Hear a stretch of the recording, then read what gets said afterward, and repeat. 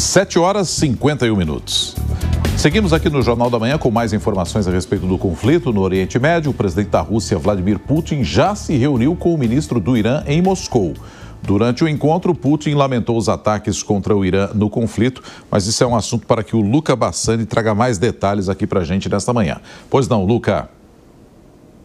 Pois é, Donato, como nós trouxemos anteriormente, o ministro das Relações Exteriores iraniano, Abbas Araghchi, chegou aqui em Moscou, onde se encontrou com o presidente Vladimir Putin para discutir possíveis respostas ao Ocidente, principalmente aos Estados Unidos, após o ataque do último domingo. O presidente Putin lamentou os ataques contra o Irã, disse que se trata de uma violação ilegal da soberania iraniana e também agradeceu a visita, dizendo que se sente prestigiado por ser o primeiro país procurado pelos iranianos. Ele disse também que a Rússia estava e continuará se esforçando para ajudar o povo do Irã, seja através das mediações diplomáticas, seja também dentro do contexto da ONU. Todas essas declarações, elas sempre vão no mesmo caminho de outros países que apoiam o Irã em relação ao pedido para desescalada e também para que voltem à mesa de negociação para deliberar aquilo que seja mais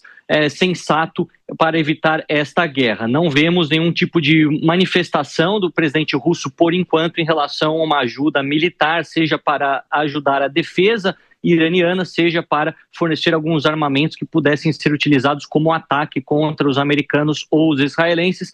É algo que muitos têm falado, inclusive aqui na imprensa russa, que por conta da guerra que ainda está em curso dentro da Ucrânia, os recursos militares devem ser utilizados principalmente para a causa nacional dos russos, no caso, na guerra do leste europeu, e não teriam a disponibilidade necessária para ajudar os iranianos de forma militar. Obviamente que, se tratando da geopolítica, tudo pode mudar de maneira bastante rápida, mas com certeza mais detalhes desta reunião que acabou agora há pouco emergirão ao longo desta segunda-feira, e nós continuaremos de olho em todas as declarações dos diversos países, os diversos beligerantes e partícipes ou copartícipes deste conflito.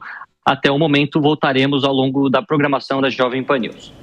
Muito obrigado, Luca Bassani, com informações direto da Europa para a gente. Sobre esse tema, eu convido aqui os nossos comentaristas também, Deise Ciocari e também o professor Marcos Vinícius Freitas está com a gente nesse início de semana e está durante todo esse conflito nos ajudando a entender melhor.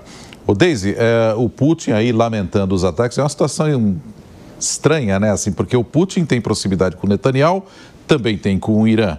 E até conversa também com o Donald Trump. Mas, de qualquer modo, o Lucas chama atenção para o conflito interno, né? Ele tem que se preocupar também com os seus homens, com a sua nação, que está numa outra guerra, uma outra frente, né, Deise?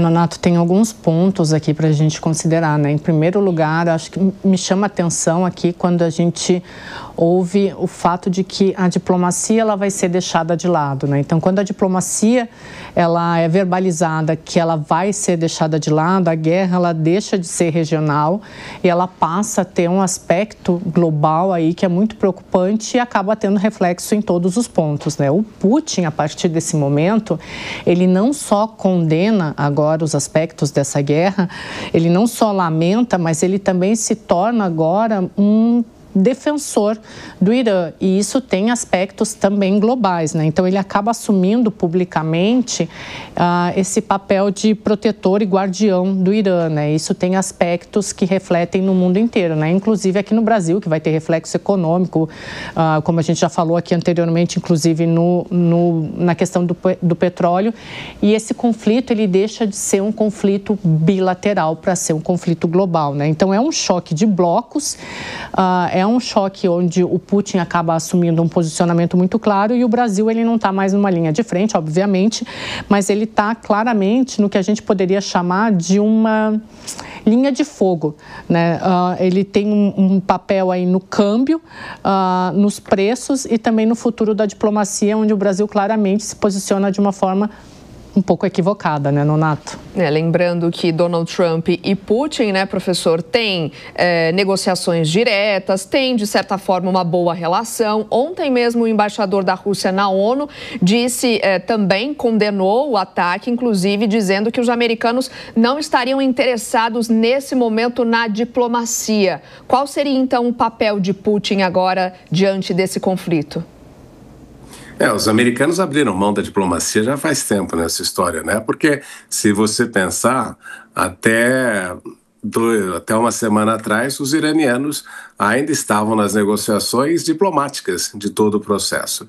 Mas aí você tem uma situação complexa e difícil e problemática para o Putin, porque os Estados Unidos atacaram o Iraque sob a alegação falsa de armas de destruição em massa. Então, eles partiram da ideia da defesa preventiva como uma fundamentação para o ataque.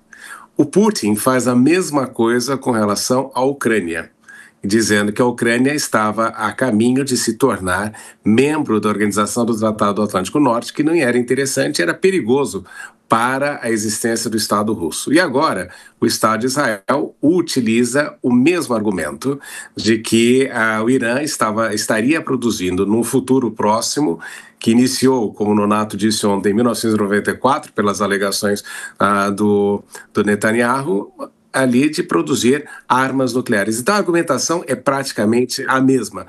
O grande problema é que Putin não pode ser contrário àquilo que ele agiu. Então, essa é a sinuca de bico que ele se encontra para legitimar uma ação e, por outro lado, deslegitimar a sua própria ação na Ucrânia.